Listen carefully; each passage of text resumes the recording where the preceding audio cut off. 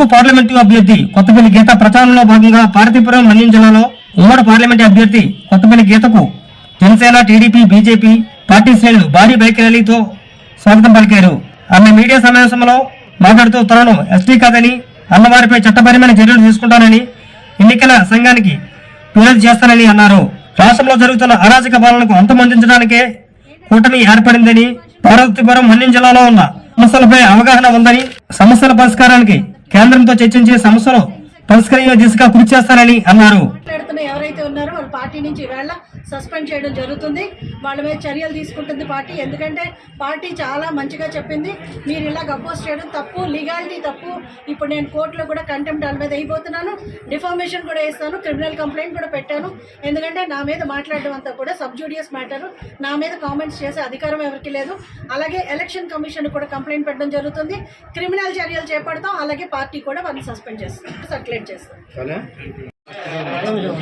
ఈరోజు మనం చూస్తే దేశంలో నరేంద్ర మోడీ గారి నాయకత్వంలో మన దేశం ఒక విశ్వగురువుగా నిలబడిన పరిస్థితి మనం చూస్తున్నాం.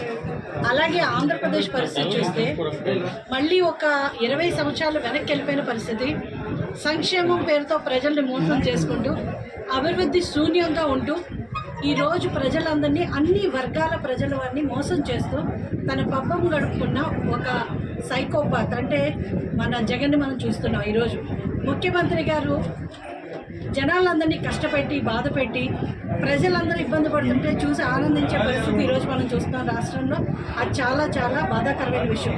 ఎందుకంటే కేంద్ర ప్రభుత్వ నిధులు కూడా రాష్ట్రానికి సరిగ్గా రానివ్వలేదు. సర్పంచుల నిధులతో సహా సర్వం కూడా స్వాహా చేసిన పరిస్థితి ఈరోజు గవర్నమెంట్ ఉంది. అలాగే చూస్తే ప్రజలందరి నెత్తి మీద ఈరోజు రాష్ట్రాన్ని అప్పుల కుప్పగా మార్చి, ప్రజల అందరి నెత్తి మీద కూడా అప్పులు తీసుకొచ్చి మనం చూస్తే ఈరోజు ఎంతో గొప్పగా చెప్పుకునే circuit house, collector office, Visakhapatnam collector office కానీ, కలెక్టర్ ఆఫీసులు కానీ, అలాగే మనం చూస్తే మన రాష్ట్ర సెక్రటేరియట్ కూడా కంప్లీట్ ప్రభుత్వం మనం చూస్తున్నాము.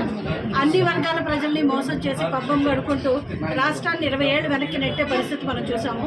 కాబట్టి ఈ కూటమి ఎవరైతే ఎలక్షన్ ఇన్ఛార్జ్గా మాకు ఇక్కడికి వచ్చారో ఆయన దీన్ని ఒక త్రివేణి సంగమంగా అభివర్ణించడం జరిగింది.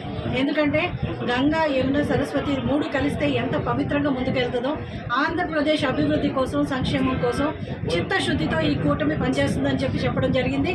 అలాగే ఇంతకు ముందు ఏమైనా చిన్న చిన్న గ్యాప్స్ ఉన్నా కూడా అందరూ కూడా కలిసి ఈరోజు చూస్తే కూటమిలో ఉన్న ప్రతి పార్టీ ముగ్గురు కూడా ఎలాంటి తారతమ్యం లేకుండా ఇప్పుడు మనం చూస్తున్నాం. ఒక రావణాసురుడి పరిపాలన, ఒక రాక్షస పరిపాలన మనకు జరుగుతుంది. కాబట్టి ఆ రాక్షస పరిపాలన, రాక్షసుని ఇంటికి పంపించడానికి, ఇప్పుడు 10 తలల రావణాసురుడిని వధించడానికి ఎలాగైతే రాముడు, లక్ష్మణుడు, శత్రుఘ్నుడు, అలాగే వానర సేన అంతా కూడా కూడొచ్చారో, అంటే నేను ఒక్కడిని, అందరూ 100 మంది ఉన్నారన్నారు. అందుకే రాక్షసులు కాబట్టి ఒక్కళ్ళు సరిపోరు.